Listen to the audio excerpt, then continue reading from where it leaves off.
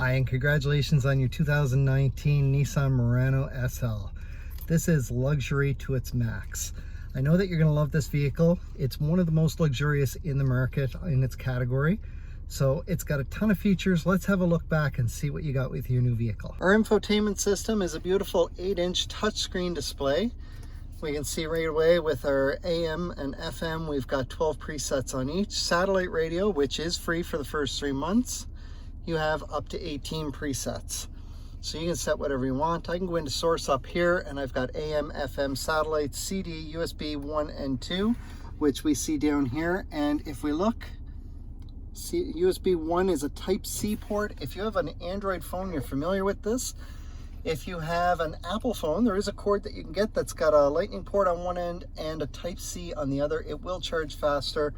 Those two ports will interact with Apple CarPlay and Android Auto as well, Bluetooth audio and auxiliary. So we're going to just put it back to FM. In our settings, we're going to go in here to hook up a phone. So under connections, then you're going to hit add new. Then on your phone, you want to go into your settings and then into the Bluetooth settings, and you're looking for My Murano. Tap on that, follow the directions on the screen to hit pair, and then hit allow or OK once or twice, whatever pops up. That will sync up your address book as well.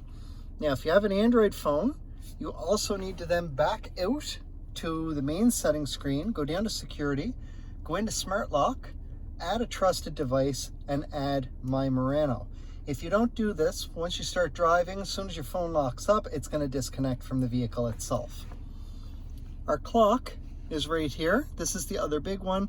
Right now it's set to auto because we do have a navigation system, so I never have to worry about setting my clock. Even at daylight savings, it will adjust itself. Now I am going to go into my map here so that we can see the navigation system. Really easy to operate. If I hit destination here on the bottom, if I know exactly where I'm going, then I can come into here. If it's outside of your own state or province, you can simply hit the state or province, and then you can start typing in to get what you want. If it's a different city than what you're in, start with that. Enter in the town or city where you're going, and then do your street or house number. From there, it'll take you exactly where you want to go. If you're just looking for something nearby, maybe you're looking for a quick spot to get some food, we can go into fast food, and it shows up with all of my options starting closest. And we can see over here, there are other options, especially food-wise, where we'll hit restaurant. We do get the fast food restaurants in there again, but we've also got our more upscale restaurants in there as well. Now, once you start driving, these are all going to gray out. It is a distraction to try and set this while you're driving. So you can use the voice recognition button on the steering wheel in order to do that, and we'll get to that in a few minutes. Down below here, we have our dual climate control. So to set this, all I want to do is I want to make sure I'm on auto. When I do this, this is going to adjust my fan speed accordingly, as well as my airflow. It's going to try and get me to this temperature as fast as possible and then do just what it has to maintain that. From there, I can simply turn the dial on the passenger side. They can set their own temperature over there. And once they hop out, all I got to do is push the button to turn it off, and everything goes back to the driver's side. If I want to manually control my airflow, my fan is here, and my mode will adjust where my airflow is going to go. There is a separate button for just the windshield. And then my rear defrost button is here, and this will also turn on the heated side mirrors. Now we're going to have a look at the backup camera, and it's going to be beeping at me right away because of how close I am to the wall behind me. So you can see there. Now I'm going to move forward a bit.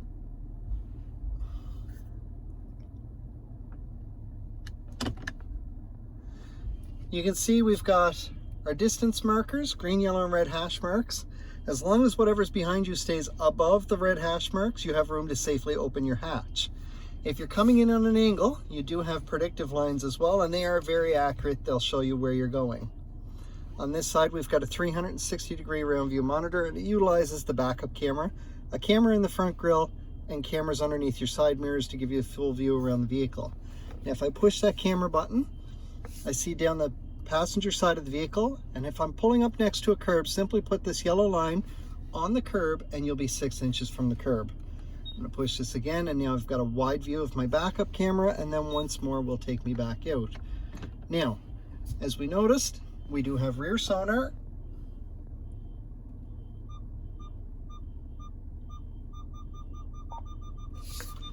And it gets into that loud beeping there. Now, in park or drive, after I've hit the camera button, I do get a view out the front in case I'm pulling into a parking spot. So again, you get that view down the side, and I'm going to turn it back off. Down below here, we have our heated seats, high, low, and off. I tend to leave these on all year round. It's up to you what you want to do. If you leave it on, when you remote start the vehicle in the winter, it will start to warm up your vehicle. Now, you do have an intelligent climate control system with this, so you've got remote start on your vehicle, which we're going to cover a little later in the video.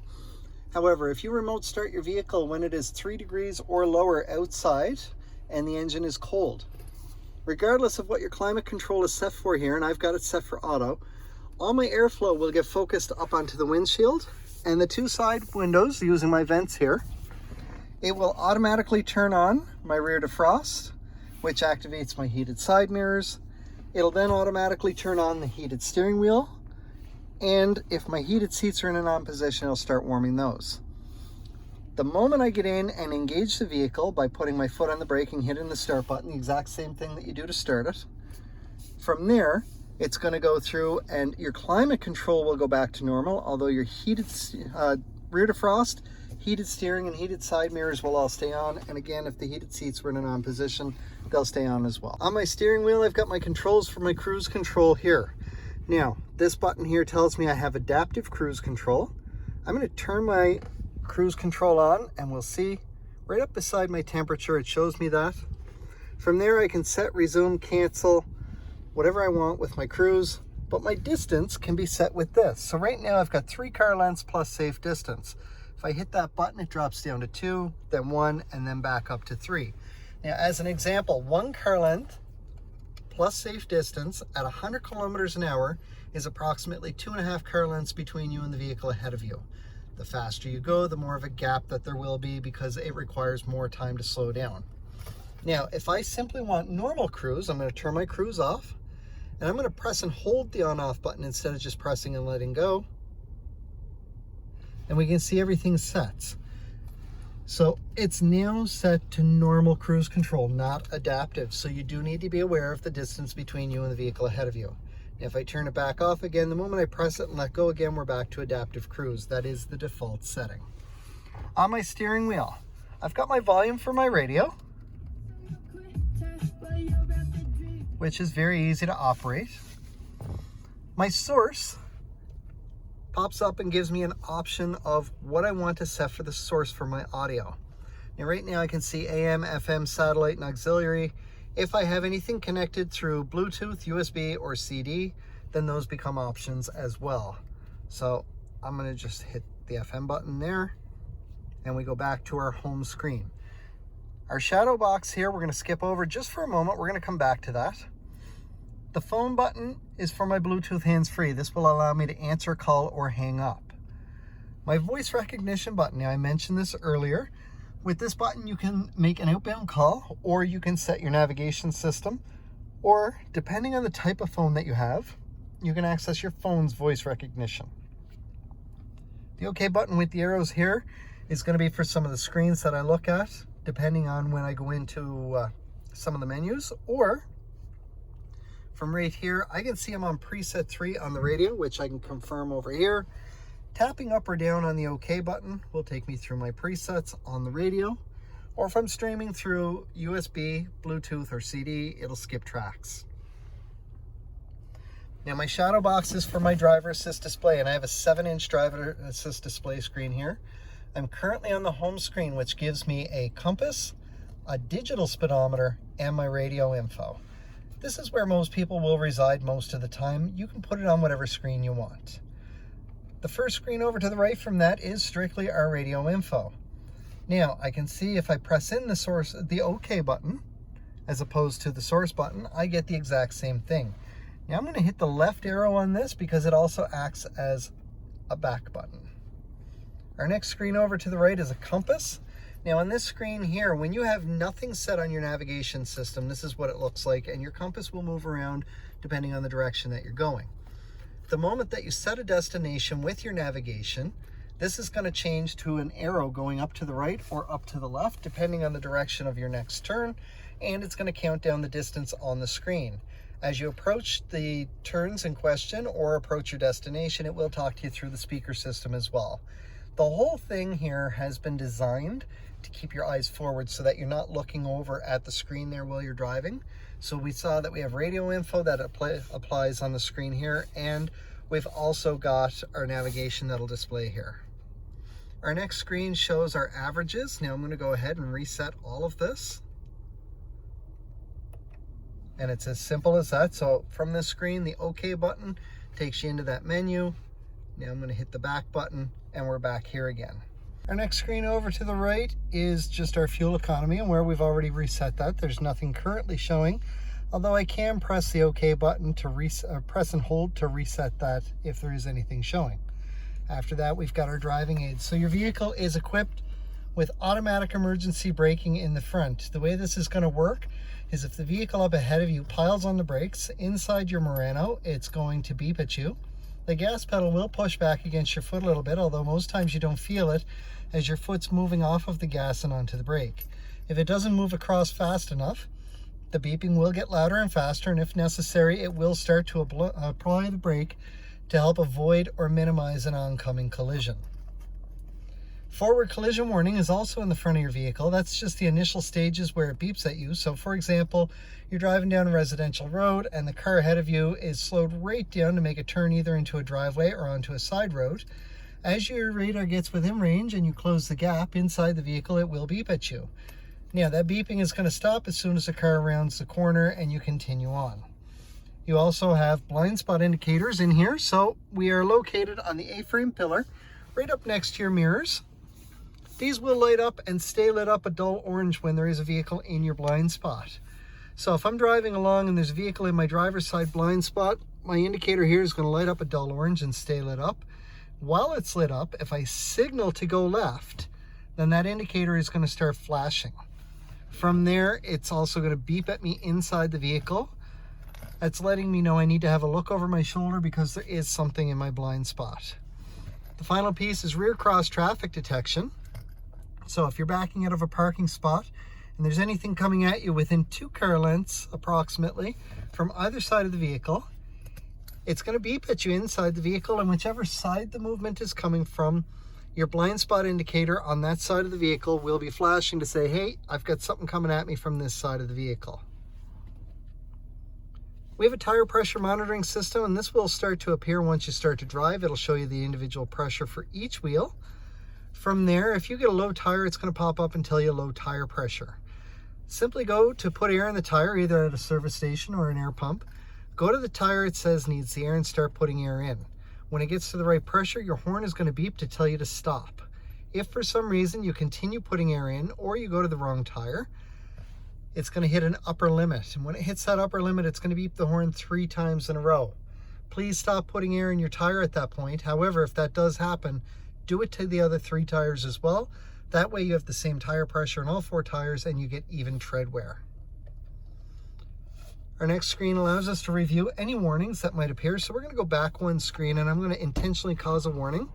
It pops up and I'm going to hit my little shadow box button here to make it go away. But my orange triangle, or sorry, yellow triangle with an exclamation mark stays there. So if I had a low wiper fluid that popped up as I'm moving along, I cleared my warning. Later on down the road, I'm pulling into a service station and I don't remember why that triangle is there. I can then come back to the screen that says warning review, press the OK button, and it tells me, in this case, it's my door open, but in that case, it will be low wiper fluid. In order to correct it, simply fix whatever the issue is. Our last screen over is for our settings. I am going to go into here. There's a couple of things I do want to point out. Under vehicle settings and then door locking and then auto door unlock.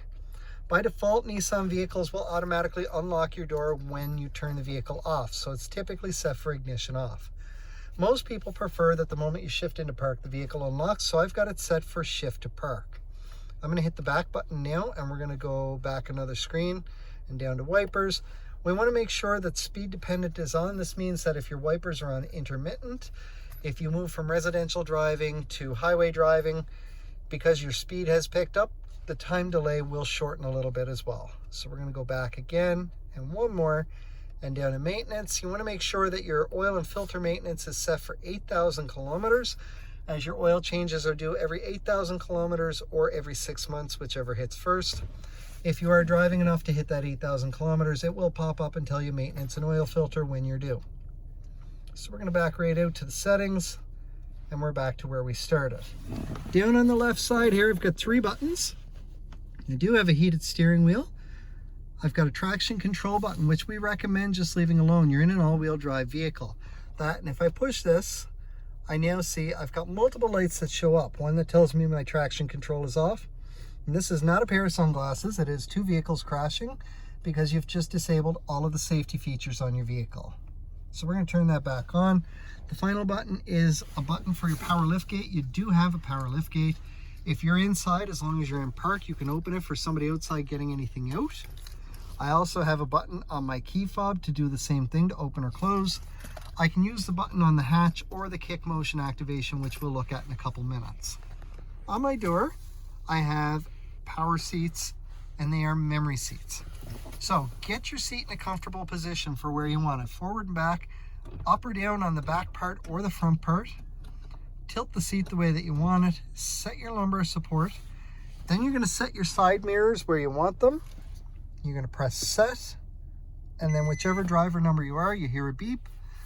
You'll spend about the first week playing with the settings on this to find your perfect setting, and every time you readjust it, just go ahead and hit set and then your driver number again.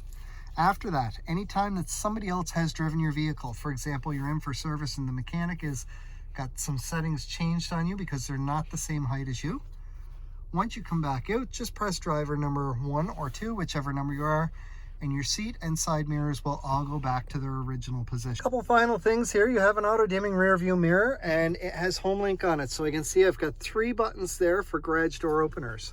To set your garage door opener, parked in front of your garage door, press and hold the garage door opener, and then press and hold whichever button you want to sync it up to. You'll see a red light flashing slowly. Once it starts to get into a fast flash, let go of both buttons, and your mirror, your Homelink button on the mirror is all set up. And final thing here is our key fob. Now, because it is a key fob, there is a battery inside, and the battery typically lasts for 2 to 4 years.